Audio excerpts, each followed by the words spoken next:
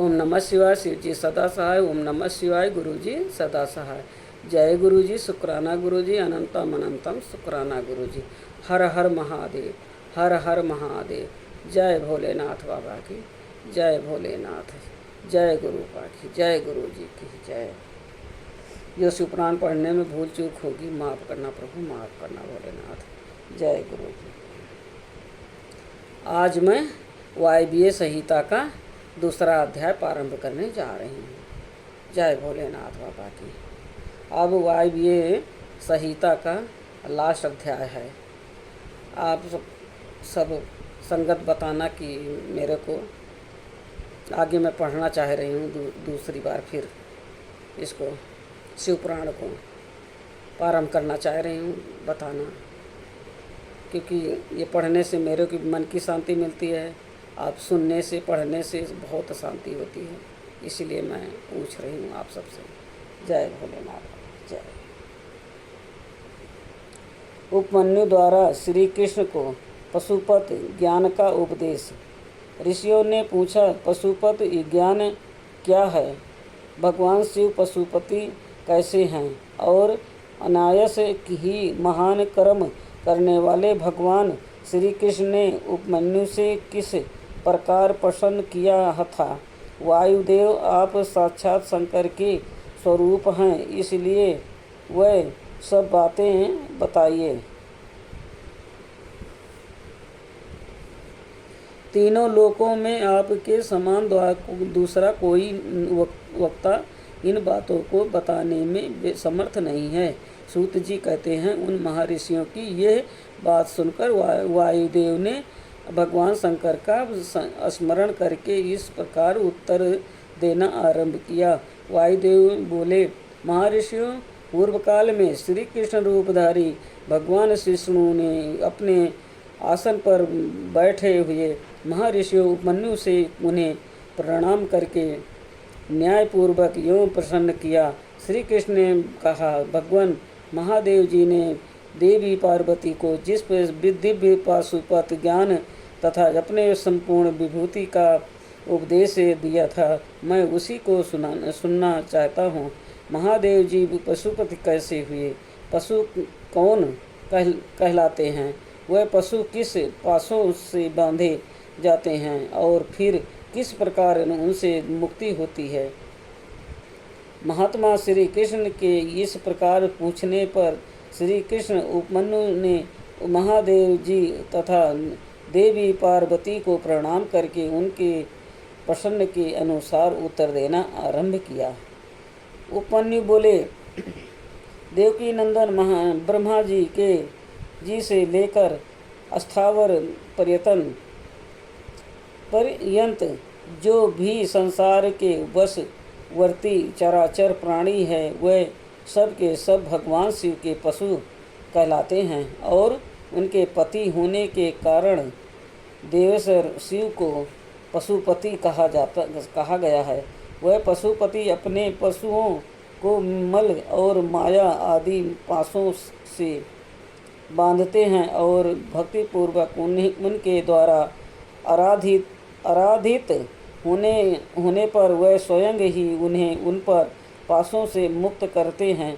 जो 24 तत्व का वह माया के कार्य एवं गुण है, वह ही विश्व कहलाते हैं। जीवों पशुओं को बांधने वाले पास वह ही इन पासों द्वारा ब्रह्मा से लेकर कीट पर्यंत समस्त पशुओं को बांधकर महेश्वर पशुपति देव उनके अपना कार्य कराते हैं। उन महेश्वर की ही अज्ञा से प्राकृतिक पुरुषोचित बुद्धि को जन्म देती है। बुद्धि अहंकार को प्रकट करती है तथा अहंकार कल्याणदायी देवाधिदेव शिव की आज्ञा से 11 इंद्रियों और 5 तंत्र मात्राओं को उत्पन्न करता है।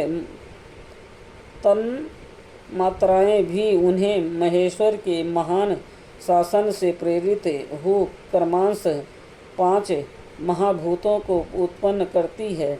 वह सब महाभूत शिव की आज्ञा के से ब्रह्मा से लेकर तृण पर्यटन देहधारियों के लिए देह की सृष्टि करते हैं।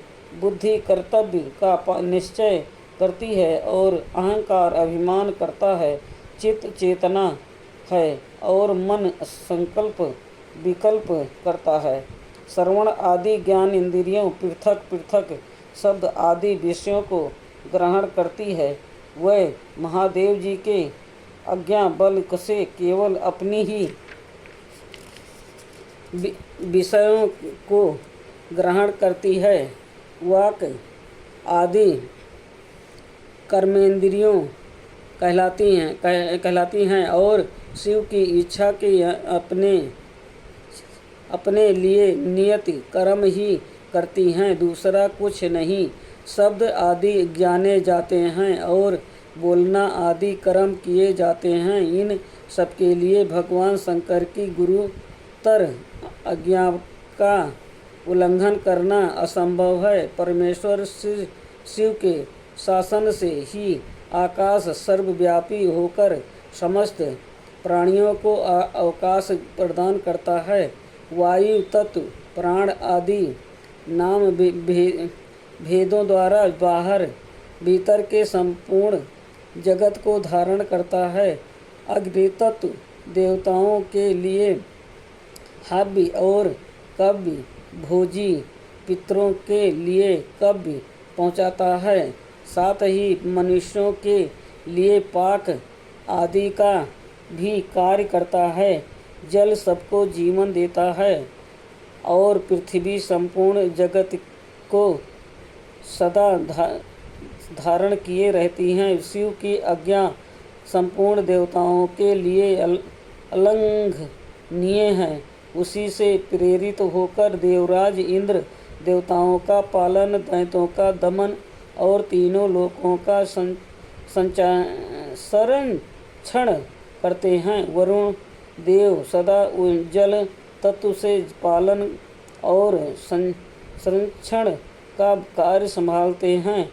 साथ ही दंडनीय प्राणियों को अपने पासों द्वारा बांध लेते हैं। धन के स्वामी यक्षराज कुबेर प्राणियों को उनके पुण्य से के अनुरूप सदा धन देते हैं और उत्तम बुद्धि वाले पुरुषों को संपत्ति के साथ ज्ञान भी प्रदान करते हैं।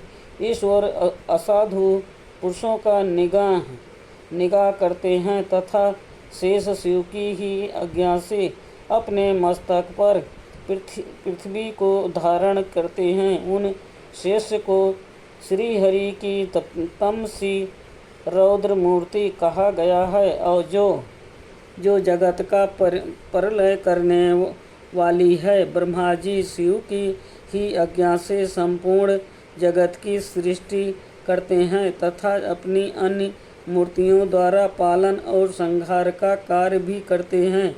भगवान विष्णु अपनी त्रिविध मूर्तियों द्वारा विश्व का पालन, सृजन और संहार भी करते हैं।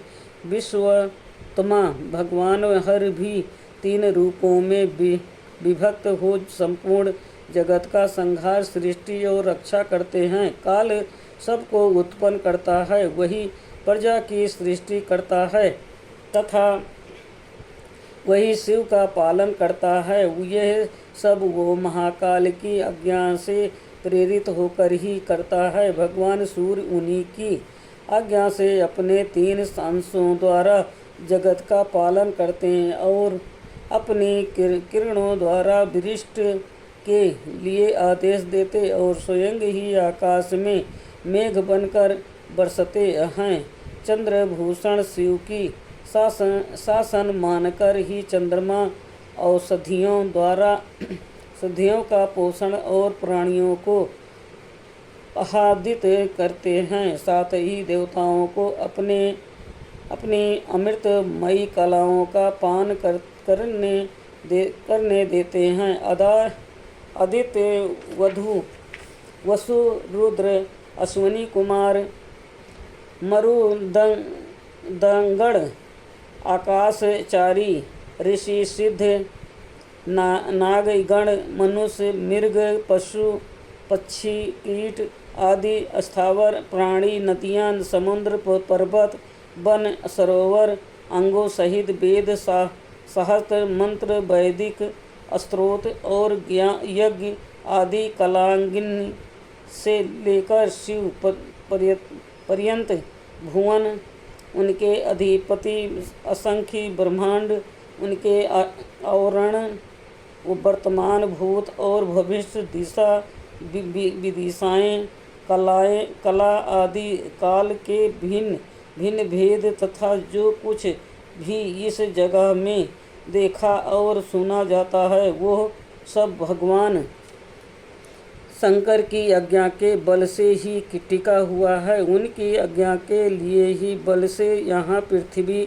पर्वत, मेघ, समुद्र, नक्षत्रगण, इंद्रादि देवता, स्थावर, जंगल अथवा जड़ और चेतन सबकी स्थित है।